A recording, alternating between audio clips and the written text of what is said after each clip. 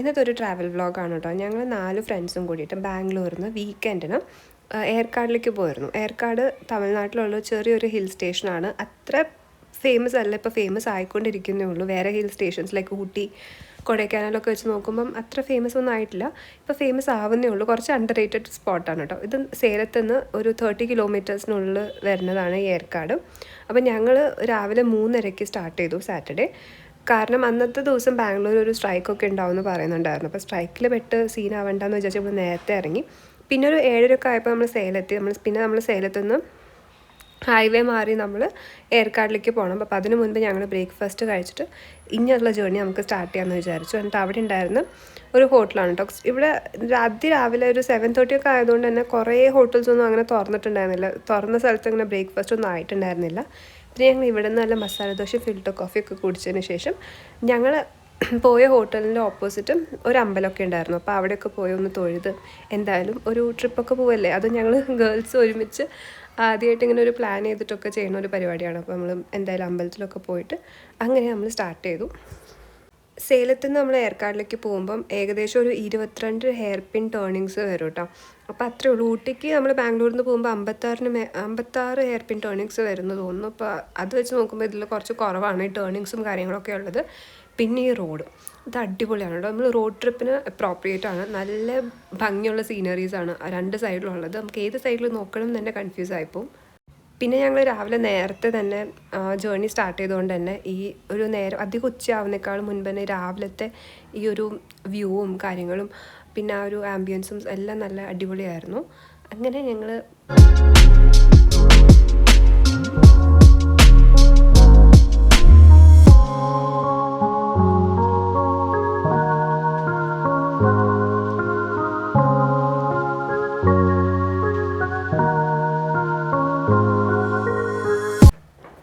പോകുന്ന വഴിയിൽ ഇങ്ങനത്തെ ഈ ഒരു സ്പോട്ട് കണ്ടു. ചിലപ്പോൾ മഴക്കാലത്ത് വരുമ്പം ഇതിൽ കൂടെ വെള്ളമൊക്കെ വരുമായിരിക്കും. പക്ഷേ നമ്മളിപ്പോൾ ഒരു മാർച്ച് സമ്മറൊക്കെ ആവുന്ന ഒരു സമയത്ത് പോയതുകൊണ്ട് അവിടെ വെള്ളവും കാര്യങ്ങളൊന്നും ഉണ്ടായിരുന്നില്ല.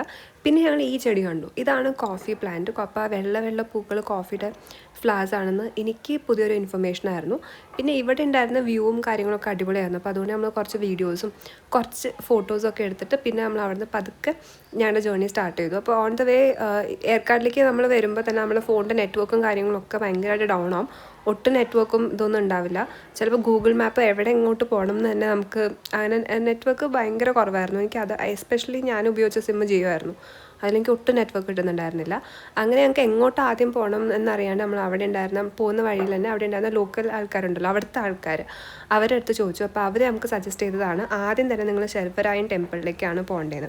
അപ്പോൾ ശർവരായൻ ടെമ്പിൾ ശർവരായൻ ഹിൽസിലാണ് സിറ്റുവേറ്റ് ചെയ്തിരിക്കുന്നത്. അത് ഏർക്കാടിലെ ഒരു ഏറ്റവും ഹയസ്റ്റ് പോയിൻ്റാണ് കേട്ടോ ഈ ഹില്ലിരിക്കുന്നത്. ഇതൊരു ഗുഹയുടെ അകത്തുള്ള ഒരു അമ്പലമാണ്. ഇത് ശർവരായൻ എന്നുള്ളൊരു ഭഗവാന്റെ അമ്പലമാണെന്നാണ് ഇവിടുത്തെ ആൾക്കാർ പറഞ്ഞത്. അപ്പോൾ നമ്മൾ ഗൂഗിളിൽ നോക്കിയപ്പോൾ ഇത് ശിവനും പാർവതിക്കും വേണ്ടിയിട്ട് ഡെഡിക്കേറ്റ് ചെയ്തിരിക്കുന്ന ഒരു അമ്പലമാണെന്നാണ് അവിടെ ഉണ്ടായിരുന്ന ഇൻഫർമേഷൻ. പക്ഷേ അമ്പലത്തിൻ്റെ പുറത്തുള്ള പെയിൻറ്റിങ്സ് ഒക്കെ നോക്കുമ്പോൾ മഹാവിഷ്ണുവും ലക്ഷ്മി ദേവിയും ആയിരുന്നു. പിന്നെ നമ്മൾ പൂജാരിയുടെ അടുത്ത് ചോദിച്ചപ്പോൾ ആൾ പറഞ്ഞു ഇത് ശർവരായൻ എന്ന് പറഞ്ഞൊരു ഭഗവാന് വേണ്ടിയിട്ടുള്ള ഒരു അമ്പലമാണ്. പിന്നെ ആൾ ഈ ഒരു ശർവരായൻ ഈ ഹിൽസിനെ പ്രൊട്ടക്റ്റ് ചെയ്യുന്ന ഒരാളാണ്. ഇതിൻ്റെ ഒരു പ്രൊട്ടക്ടറൊക്കെ ആയിട്ടാണ് ഇവർ ഈ ദൈവത്തിനെ കാണുന്നതെന്നും അതിൻ്റെ ഡീറ്റെയിൽസും കാര്യങ്ങളൊക്കെ അവർ ഷെയർ ചെയ്തിരുന്നു. പിന്നെ ഈ അമ്പലത്തിൻ്റെ ചുറ്റുമുള്ള വ്യൂസ് അടിപൊളിയാണ്. കാരണം ഈ ഒരു ശർവരായ് ഹിൽസ് ഏർക്കാടിലെ ഒരു ഹൈയസ്റ്റ് പോയിൻ്റാണ്. ഏകദേശം 1600 മീറ്റേഴ്സ് ഹൈ ലെവലിലാണ് ഈ ഒരു അമ്പലം സിറ്റുവേറ്റ് ചെയ്തിരിക്കുന്നത്. പിന്നെ നമ്മൾ അമ്പലത്തിനകത്ത് ഇങ്ങനെ ഒരു ഗുഹയുടെ അകത്താണ് കേട്ടോ പ്രതിഷ്ഠയുള്ളത്. അപ്പോൾ നമ്മൾ ഗുഹയ്ക്ക് പോകുമ്പോൾ നമ്മൾ കുനിഞ്ഞ് പോയിട്ട് അങ്ങനെ തന്നെ നമ്മൾ കുനിഞ്ഞ് താഴത്തേക്ക് ഇറങ്ങണം. പിന്നെ ഈ പുറത്ത് എത്ര ഒരു ചൂടും കുറച്ച് ചൂടുണ്ടായിരുന്നു, അത്ര വലിയ തണുപ്പൊന്നും ഉണ്ടായിരുന്നില്ല. അപ്പം അങ്ങനെയാണെങ്കിലും ഈ ഗുഹയുടെ അകത്ത് അമ്പലത്തിൽ നമ്മൾ കയറുമ്പോൾ അവിടെ നല്ല തണുപ്പായിരുന്നു. പിന്നെ അമ്പലത്തിനോട് ചുറ്റും ഇങ്ങനെ ഒരു ഹാള് പോലെയുണ്ട്. ചിലപ്പം ഇവിടുത്തെ ഒരു വിശേഷ ദിവസങ്ങളിൽ അങ്ങനെ വല്ല പൂരോത്സവം അങ്ങനെ എന്തെങ്കിലും ഉണ്ടെങ്കിൽ അവിടെ ചിലപ്പോൾ അന്നദാനവും അതിൻ്റെ പ്രോഗ്രാംസൊക്കെ നടക്കുന്ന ഒരു ഹാളായിരിക്കും അത്. പിന്നെ ഹാളിനോട് ചേർന്ന് ഒരു സ്റ്റെയർസും കാര്യങ്ങളും ഉണ്ടായിരുന്നു. അപ്പോൾ നമ്മൾ അതൊക്കെ കയറി ചെല്ലുമ്പോൾ നമ്മളൊരു ഹില്ലിൻ്റെ മേലെ എത്തും. പിന്നെ അവിടെ നിന്ന് നമ്മൾ കുറച്ചും കൂടിയും നടന്ന് അവിടെ അടുത്തടുത്ത് ചെറിയ ചെറിയ സ്റ്റോൾസും കാര്യങ്ങളൊക്കെ ഉണ്ട് കേട്ടോ. പക്ഷെ നമ്മൾ അവിടെ എത്തിയപ്പോൾ ഒരു 9 മണിയൊക്കെ ആയി. അപ്പോൾ അധികം സ്റ്റോൾസൊന്നും തുറന്നിട്ടുണ്ടായിരുന്നില്ല. പിന്നെ ആൾക്കാരെ തിരക്കാണെങ്കിലും അതും വളരെ കുറവായിരുന്നു. ആകെ 5-6 പേരൊക്കെ ഉണ്ടായിരുന്നുള്ളൂ. പിന്നെ വീക്കെൻഡ് ആയിട്ടും കൂടിയിട്ട് അത്രേ ആൾക്കാരുണ്ടായിരുന്നുള്ളൂ. ഇപ്പോൾ നമ്മൾ നേരത്തെ വന്നുകൊണ്ടായിരിക്കും ഇപ്പോൾ തിരക്കാവുന്ന ഒരു സമയത്തിനേക്കാളും മുൻപ് വന്നു. അതുകൊണ്ട് തന്നെ നമുക്ക് കുറച്ച് നല്ല ഫോട്ടോസൊക്കെ എടുത്ത് നമുക്ക് ഇഷ്ടം പോലെ ഫോട്ടോസൊക്കെ എടുക്കാൻ പറ്റി ആ ഒരു വ്യൂവിൽ. അവിടുത്തെ വ്യൂ അടിപൊളിയായിരുന്നു. കാരണം അത് ഏർക്കാടിൻ്റെ ഒരു ഹയസ്റ്റ് പോയിൻ്റ് ആയിരുന്നു കേട്ടോ. പിന്നെ നമ്മൾ നെക്സ്റ്റ് ഡെസ്റ്റിനേഷനായ പഗോഡ പോയിന്റിലേക്കാണ് പോകുന്നത്. പിന്നെ ഏർക്കാട് ഒരു വളരെ ചെറിയ ടൗൺ ആയതുകൊണ്ട് തന്നെ ഇവിടെയുള്ള ഓരോ പ്ലേസസും ഇവിടെയുള്ള ഓരോ ടൂറിസ്റ്റ് ഡെസ്റ്റിനേഷനും അങ്ങോട്ടും ഇങ്ങോട്ടും ഒരു മാക്സിമം ഒരു 7 കിലോമീറ്ററിൻ്റെ ഡിഫറൻസ് ഒക്കെ ഉണ്ടാവുള്ളൂ. എല്ലാം 1 കിലോമീറ്റർ 2 കിലോമീറ്റർ 3 കിലോമീറ്ററിൻ്റെ ഇടയിൽ ഒരു ടൗണും ചെറിയൊരു സ്പേസ് ആയതുകൊണ്ട് എല്ലാം അടുത്തടുത്താണ് കേട്ടോ. അപ്പോൾ നമ്മൾ നമ്മുടെ നെക്സ്റ്റ് ഡെസ്റ്റിനേഷൻ ആയ പഗോഡ പോയിന്റ്സിലേക്കാണ് കേട്ടോ നമ്മൾ പോയിക്കൊണ്ടിരിക്കുന്നത്.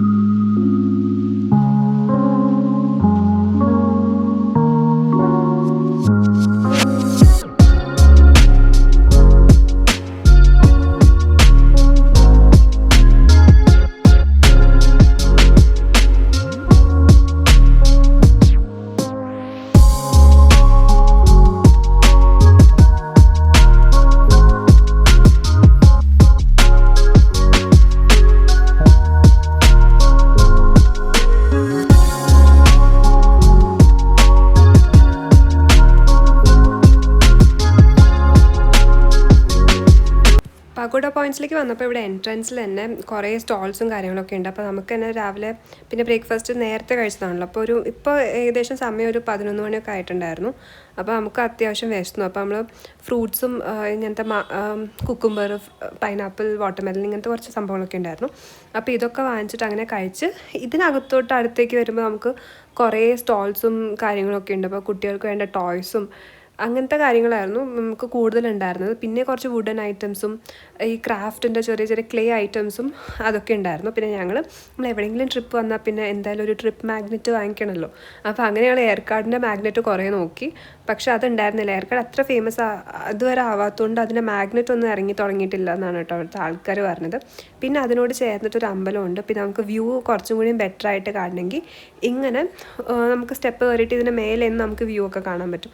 അപ്പം അങ്ങനെ അതിനുള്ളൊരു സൗകര്യം ഉണ്ടായിരുന്നു. അപ്പോൾ കുറച്ച് നേരം ഇവിടെ വന്ന് വ്യൂസൊക്കെ കണ്ട് പിന്നെ നമ്മൾ വാങ്ങിച്ച സംഭവങ്ങളൊക്കെ കഴിച്ച് ഒന്ന് നടന്നപ്പോഴേക്കും ഇപ്പോൾ ഈ പഗോഡ പോയിന്റ്സിൽ വന്നപ്പോഴേക്കും കുറച്ചും കൂടിയും തിരക്കും കാര്യങ്ങളൊക്കെ ഉണ്ടായിരുന്നു. അപ്പോൾ ഒന്നും കൂടിയും നേരം വെളുത്തു. ഒരു 11 മണിയൊക്കെ ആയി. ആൾക്കാരൊക്കെ പുറത്തിറങ്ങുന്ന സമയമായി. അപ്പോൾ അതുകൊണ്ട് ഇവിടെ തിരക്കുണ്ടായിരുന്നു. പക്ഷെ എന്നാലും അത്ര ക്രൗഡഡ് ഒന്നും ആയിരുന്നില്ല. വളരെ കുറച്ച് ആൾക്കാരുണ്ടായിരുന്നുള്ളൂ കേട്ടോ. പിന്നെ നമ്മൾ അവിടുത്തെ വ്യൂസും കാര്യങ്ങളൊക്കെ ഇതാണ് പഗോഡ പോയിന്റ് എന്നുള്ള ആ ഒരു സീനറിയും വ്യൂവും ഒക്കെ കേട്ടോ. പിന്നെ ഞങ്ങൾ കുറച്ച് നേരം വ്യൂവും കാര്യങ്ങളൊക്കെ കണ്ട് പിന്നെ നമ്മൾ അങ്ങോട്ട് നടന്നപ്പം ഇവിടെ ഇങ്ങനെ സ്റ്റോൾസും ഉണ്ട്. ഇപ്പോൾ നമുക്ക് വേണമെങ്കിൽ കുറേ നേരം നിന്ന് സംസാരിക്കാം. പിന്നെ ചെറിയ ചെറിയ ആക്ടിവിറ്റീസും കാര്യങ്ങളൊക്കെ ഉണ്ടായിരുന്നു. ലൈക്ക് ഈ ബലൂണൊക്കെ വെച്ചിട്ട് നമുക്ക് വേണമെങ്കിൽ ബലൂണിനെ ഗണ്ണുകൊണ്ട് ഷൂട്ട് ചെയ്യുന്ന ആക്ടിവിറ്റീസൊക്കെ ഉണ്ടായിരുന്നു. അപ്പോൾ അതിന് 50 രൂപയായിരുന്നു എന്ന് തോന്നുന്നു. അപ്പോൾ നമുക്കൊരു 10 വട്ടം നമുക്ക് ട്രൈ ചെയ്യാൻ പറ്റും. അങ്ങനെ എന്തായാലും വന്നതല്ലേ. അപ്പോൾ ഞങ്ങൾ കുറച്ച് ഗെയിംസും ആക്ടിവിറ്റീസും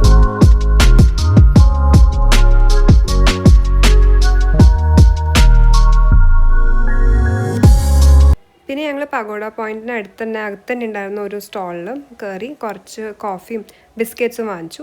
അപ്പോൾ അതൊക്കെ വാങ്ങിച്ച് അങ്ങനെ കഴിച്ച് കുറച്ച് നേരം നമ്മൾ അവിടെ ടൈമൊക്കെ സ്പെൻഡ് ചെയ്ത്. ഇതാണ് ഞാൻ നേരത്തെ കാണിച്ച പഗോഡ പോയിന്റിലുണ്ടായിരുന്ന അമ്പലം. പക്ഷേ അതിൻ്റെ ഫ്രണ്ട് വ്യൂ എനിക്ക് ഇപ്പോഴാണ് ഷൂട്ട് ചെയ്യാൻ പറ്റിയിട്ടോ. പിന്നെ നമ്മൾ അവിടെ നിന്ന് നമ്മുടെ നെക്സ്റ്റ് ഡെസ്റ്റിനേഷനിലേക്ക് പോവാണ്. അതാണ് ലേഡീസ് സീറ്റ്. അപ്പോൾ ഇവിടെ ഏർക്കാടിൽ ഇങ്ങനെ 3 സ്ഥലമുണ്ട്. Ladies seat, gents seat and children's seat. അപ്പോൾ ഇത് മൂന്നും ഒരു 1 കിലോമീറ്റർ 1/2 കിലോമീറ്റർ ആ ഒരു ഡിസ്റ്റൻസിലാണ് നിൽക്കുന്നത്. എല്ലാം അടുത്തടുത്താണ്. അപ്പോൾ ഒന്ന് ലേഡീസ് സീറ്റ് ഏറ്റവും താഴെ, കുറച്ച് മേലെ ജെൻ സീറ്റ്, പിന്നെ ചിൽഡ്രൻ സീറ്റ്, അങ്ങനെയാണ് കേട്ടോ. ഒരു ലെവലിലാണ് അത് കിടക്കുന്നത്. അപ്പോൾ നമ്മൾ ഓരോ വട്ടം കയറി പോകുമ്പോൾ നമുക്ക് ഓരോ ഹിൽസ് കുറച്ച് നമുക്ക് എക്സ്ട്രാ ആയിട്ട് കാണാൻ പറ്റും. അപ്പോൾ നമ്മൾ ഫസ്റ്റ് പോയത് ലേഡീസ് സീറ്റാണ്. അപ്പോൾ അവിടെ തന്നെ നമ്മൾ ഇങ്ങനെ പോർട്രേറ്റ്സും കാര്യങ്ങളൊക്കെ വരച്ചെടുക്കുന്ന ഒരു അങ്കിളുണ്ടായിരുന്നു. പിന്നെ ആളുടെ അടുത്ത് കുറച്ചുകൂടെയൊക്കെ സംസാരിച്ച് പിന്നെ ഞങ്ങൾ നേരെ അങ്ങോട്ട് നടന്നു. ഈ ലേഡീസ് സീറ്റിൻ്റെ അവിടെ നിറച്ച് കുരങ്ങന്മാരായിരുന്നു. നമ്മൾ എന്തെങ്കിലും എന്തെങ്കിലും അവിടെ നിന്ന് വാങ്ങിച്ചിട്ടുണ്ടെങ്കിൽ അത് നമ്മുടെ കയ്യിൽ നിന്ന് ഒരു തട്ടിപ്പറിച്ച് കൊണ്ട് ഓടുന്ന ടൈപ്പ് കുരങ്ങന്മാരും കാര്യങ്ങളൊക്കെ ആയിരുന്നു. അപ്പോൾ ഇതാണ് ലേഡി സീറ്റിൻ്റെ അവിടെ നിന്നുണ്ടായിരുന്ന വ്യൂവും കാര്യങ്ങളൊക്കെ കേട്ടോ.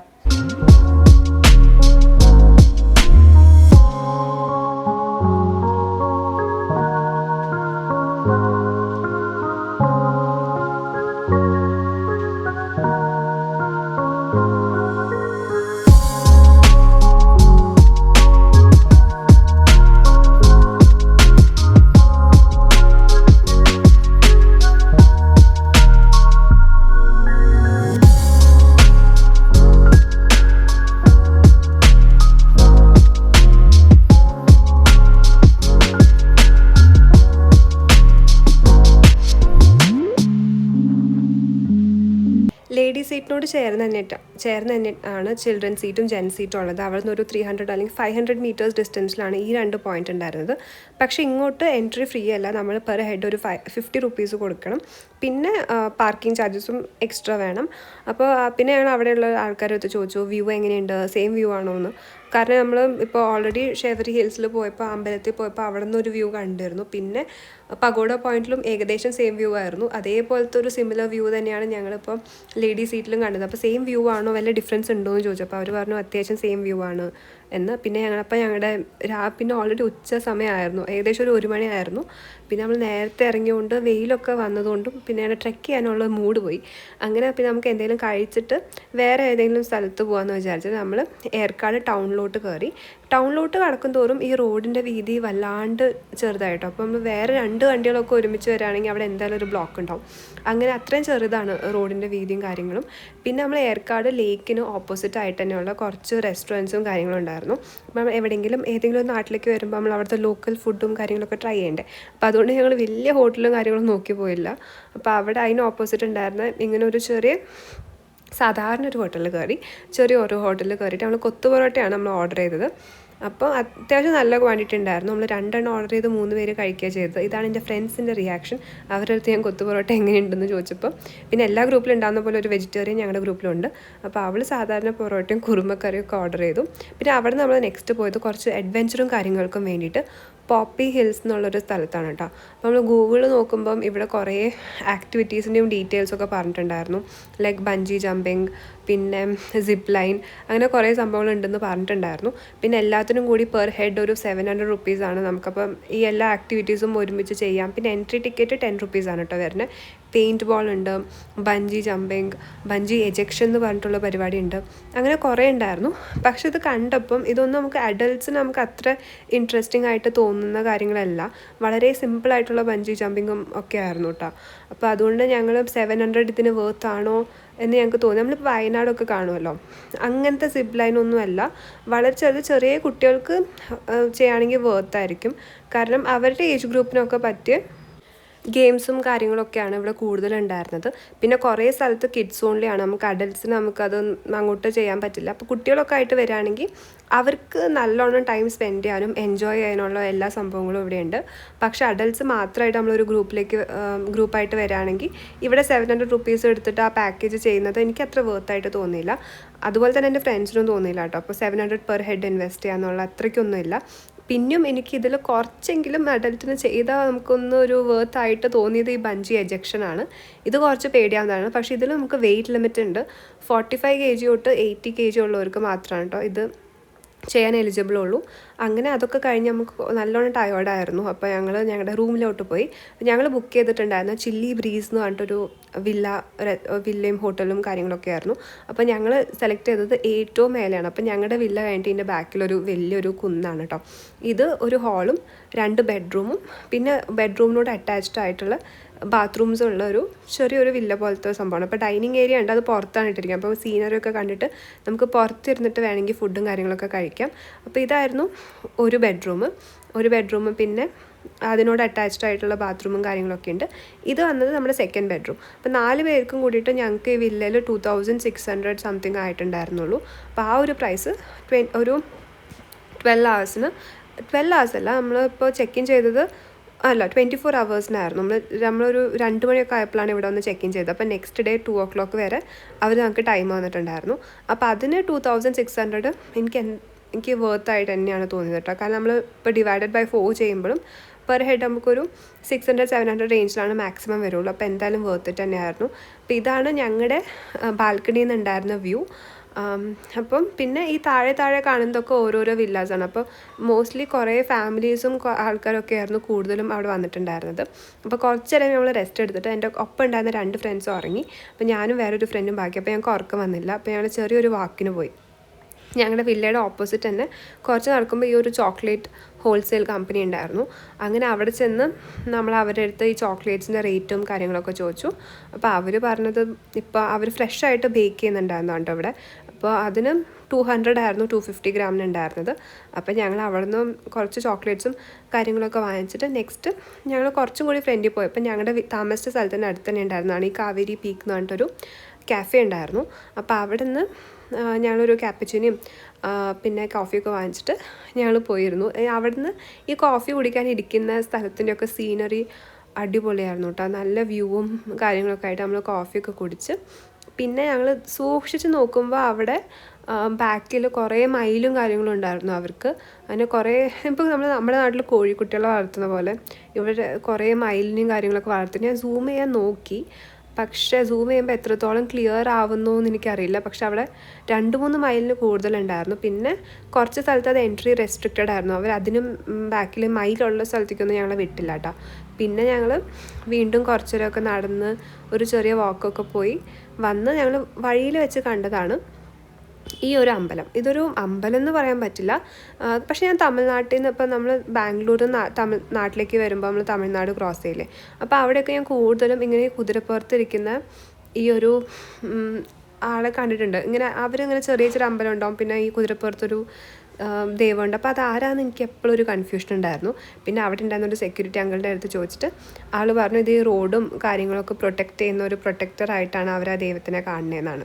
പിന്നെ ഞങ്ങൾ റൂമിൽ പോയപ്പോഴും അവിടെ ഞങ്ങൾ നിർത്തിയില്ല. അവിടെ റൂമിൻ്റെ സൈഡിൽ ഒരു കുന്നുണ്ടെന്ന് പറഞ്ഞല്ലോ.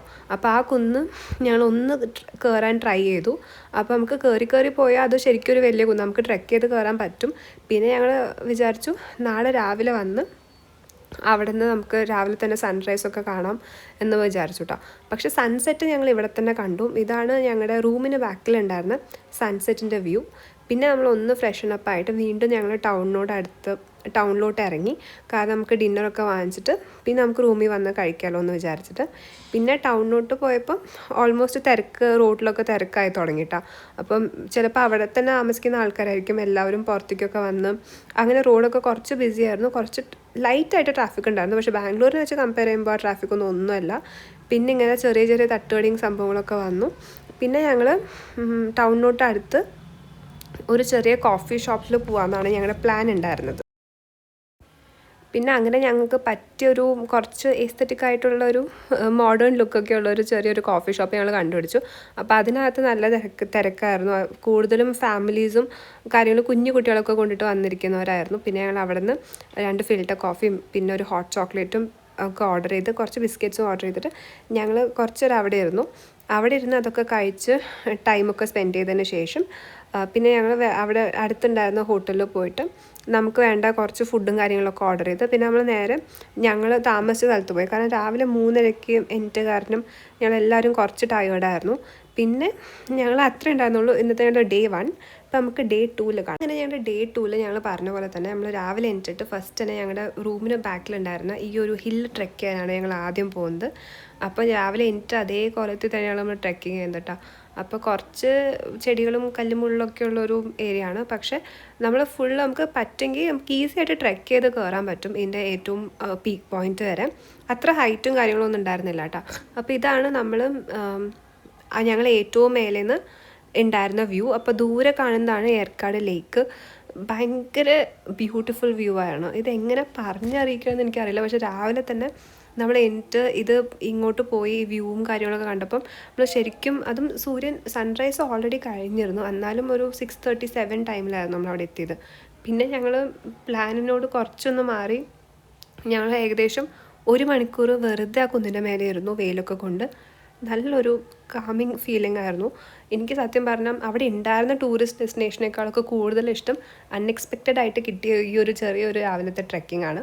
പിന്നെ ഞങ്ങൾ റൂമിലോട്ട് കയറിയാൽ ലേറ്റ് ആവുമെന്ന് അറിയാവുന്നതുകൊണ്ട് നമ്മൾ നേരെ ബ്രേക്ക്ഫാസ്റ്റ് കഴിക്കാം. ഇത് അവിടെ ഉണ്ടായിരുന്ന ഒരു ചെറിയൊരു കാഫെയാണ്, പക്ഷെ ഭയങ്കര ഏസ്തറ്റിക്കായിട്ടും മിനിമലും പിന്നെ ഏസ്തറ്റിക്കായിട്ട് നന്നായിട്ട് ചെയ്തിട്ടുണ്ടായിരുന്നു.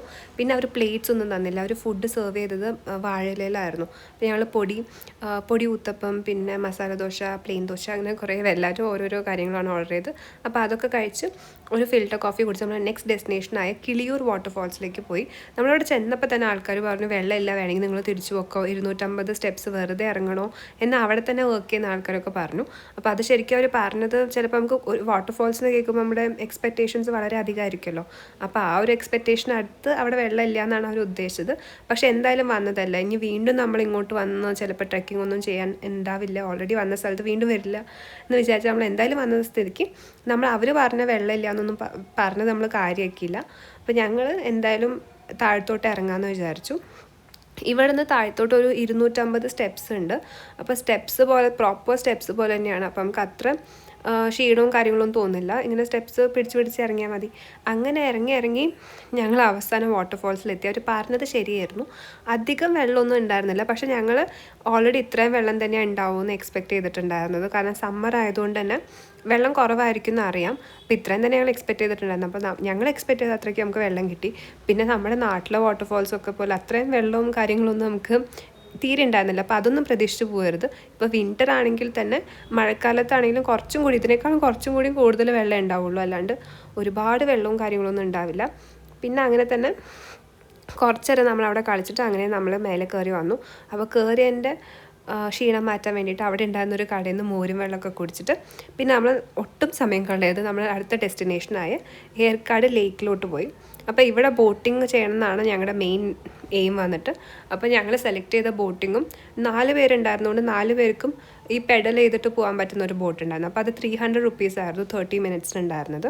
അപ്പോൾ ഞങ്ങൾ 4 പേരും കൂടിയിട്ട് ആ ബോട്ടാണ് എടുത്തത്. അപ്പം ആ ബോട്ടിൻ്റെ സൈഡിൽ അധികം തിരക്കും കാര്യങ്ങളും ഉണ്ടായിരുന്നില്ല. കൂടുതൽ ആൾക്കാരും ഈ മോട്ടോ ബോട്ടും അതാണ് പ്രിഫർ ചെയ്തത്. അപ്പം പെട്ടെന്ന് തീരുമല്ലോ.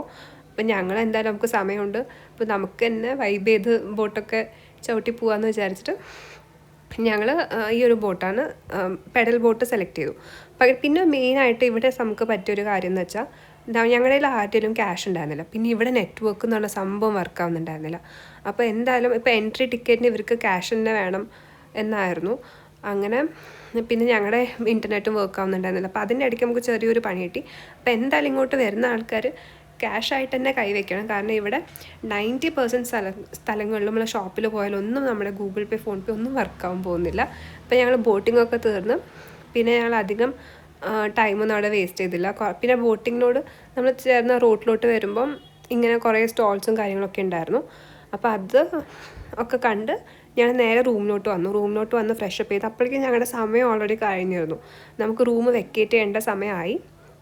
പിന്നെ ഞങ്ങൾ വേഗം റെഡിയായി ഫ്രഷനപ്പൊക്കെ ആയിട്ട് നമ്മൾ സംഭവങ്ങളൊക്കെ പാക്ക് ചെയ്ത് റൂം വെക്കേറ്റ് ചെയ്തു. പിന്നെ ബാക്കിയുള്ള സ്ഥലങ്ങൾ നമുക്ക് പോകുന്ന വഴിക്ക് അങ്ങനെ കണ്ടിട്ട് പോകാമെന്ന് വിചാരിച്ചു കേട്ടോ.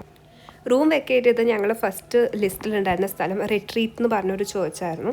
അപ്പോൾ ഗൂഗിളിൽ നല്ല റിവ്യൂസും കാര്യങ്ങളും ഉണ്ടായിരുന്നു, അടിപൊളി സ്ഥലമാണ്, എന്തായാലും നമ്മൾ ഏർക്കാടിൽ വരുമ്പോൾ മസ്റ്റ് വിസിറ്റാന്നൊക്കെ പറഞ്ഞൊരു ചോദിച്ചാന്ന് പറഞ്ഞിട്ടാണ് ഞങ്ങൾ പോയത്. പക്ഷേ അവിടെ ഞങ്ങൾക്ക് എന്താ സംഭവിച്ചതെന്ന് വെച്ചാൽ അവിടെ ചോദിച്ചു ക്ലോസ് ആണ്. അത് അടുത്ത വർഷം ഈ വർഷം 2025 ഡിസംബർ വരെ അത് ക്ലോസ്ഡ് ആയിരിക്കും.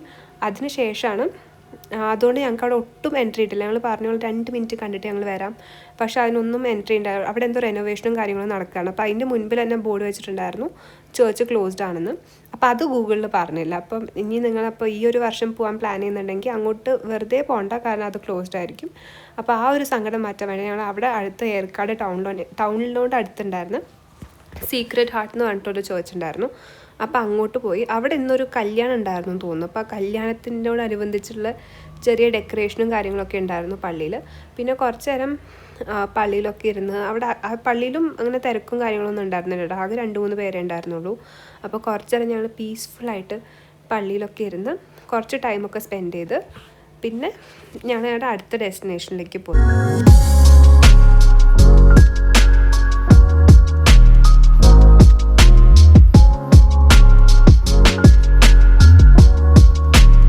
ഇവിടുന്ന് ഞങ്ങളുടെ നെക്സ്റ്റ് ഡെസ്റ്റിനേഷൻ ഉണ്ടായിരുന്നത് ശ്രീ ചക്ര മഹാമേരു ടെമ്പിളിലോട്ടായിരുന്നു. അത് ബാംഗ്ലൂരിലേക്ക് പോകുന്ന വഴിയിലായിരുന്നു ഈ ഒരു അമ്പലം ഉണ്ടായിരുന്നത്. പോകുന്ന വഴിയിൽ ഞങ്ങളിങ്ങനെ ഈ ഒരു മയിൽ പീലി വിടർത്തി ഡാൻസ് ചെയ്യുന്നത് കണ്ടു. വേറൊരു മയിലിനടുത്ത് മയിൽ എത്ര ഹാപ്പി ആയിട്ട് പീലി വിടർത്തി ഡാൻസ് ചെയ്യുന്നത് ഞാൻ ഇവിടെ നമ്മൾ സൂവിലൊക്കെ പോയാൽ കാണും, പക്ഷെ അവരുടെ മയിൽപ്പീലി ഒന്നും അത്ര ഹെൽത്തി ആയിട്ടുണ്ടാവില്ല. പക്ഷെ നല്ലൊരു വ്യൂ ആയിരുന്നു കേട്ടോ. അങ്ങനെ ഞങ്ങൾ ആദ്യം വിചാരിച്ചത് ഇതാണ് ശ്രീ ചക്രമഹാമേരു ടെമ്പിൾ എന്നാണ് കേട്ടോ. പിന്നെ മനസ്സിലായത് ഈ അമ്പലമല്ല, ഇതിനോട് സൈഡിലോട്ട് ചേർന്ന് ഉള്ള ഈ ഒരു അമ്പലമാണ് ചക്രമഹാമേരു ടെമ്പിൾ. ഇത് അത്ര പഴയ അമ്പലമല്ല, റീസെൻ്റ്ലി കൺസ്ട്രക്ട് ചെയ്തിട്ടുള്ളൂ. ഒരു 2010 കൺസ്ട്രക്ട് ചെയ്തൊരു അമ്പലമാണ്. എനിക്ക് കൂടുതലും ഫീൽ ചെയ്തത് ഒരു ടൂറിസത്തിന് വേണ്ടിയിട്ട് പ്രൊമോട്ട് ചെയ്യാൻ വേണ്ടിയിട്ട് കാടിന് നടുക്ക് ഇങ്ങനൊരു അമ്പലം അവർ കൺസ്ട്രക്ട് ചെയ്തു എന്നുള്ള ഇതിലാണ്. പിന്നെ ഇവർ പറയുന്നത് ലോകത്തിലെ ഏറ്റവും വലിയ ചക്രം ഇരിക്കുന്ന അമ്പലമാണെന്നാണ് കേട്ടോ. പിന്നെ ഇതാണ് കൂടുതലും ഈ അമ്പലത്തിൻ്റെ വ്യൂവും കാര്യങ്ങളൊക്കെ. പിന്നെ ഈ അമ്പലത്തിന് നടുക്ക് ഇങ്ങനെ അമ്പലത്തിനകത്ത് കുറേ മരത്തിലുണ്ടാക്കിയ കുറേ ദൈവങ്ങളുടെ കാർവിങ്സും കാര്യങ്ങളൊക്കെ ഉണ്ടായിരുന്നു.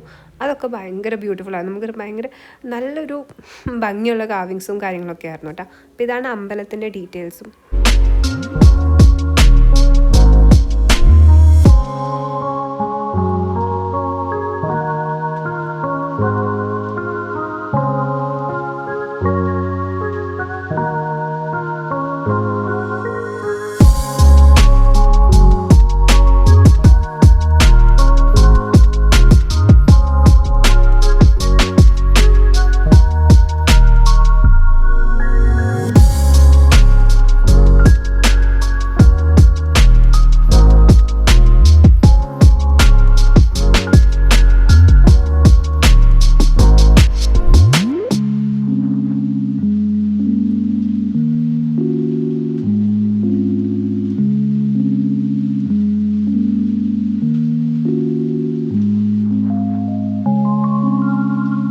അമ്പലം കഴിഞ്ഞിട്ട് ഞങ്ങളുടെ നെക്സ്റ്റ് ലിസ്റ്റിലുണ്ടായിരുന്ന നെക്സ്റ്റ് ഡെസ്റ്റിനേഷൻ വന്നിട്ട് ബീർസ് കേവ് എന്ന് പറഞ്ഞിട്ടുള്ള സ്ഥലമായിരുന്നു. അത് കരടിയൂർ എന്നുള്ളൊരു വില്ലേജ് അല്ലെങ്കിൽ ഒരു പ്ലേസിനടുത്താണെന്നാണ് ഗൂഗിളിലുണ്ടായിരുന്ന ഇൻഫർമേഷൻ. അപ്പോൾ ഞങ്ങൾ ആ വഴി കൂടെ നമുക്ക് ബാംഗ്ലൂർക്ക് പോകാൻ പറ്റുമെന്ന് ചോദിച്ചാൽ ഈ കരടിയൂരിൻ്റെ അടുത്ത്, ഇപ്പോൾ നമ്മൾ സേലത്തിൽ ഹൈവേ കൂടെ പോകുന്നേക്കാളും മുൻപ് ഈ കരടിയൂർ ഈ സൈഡിൽ കൂടെ കുറച്ചൊരു ഫോറസ്റ്റ് ഏരിയ പോലെ വരും.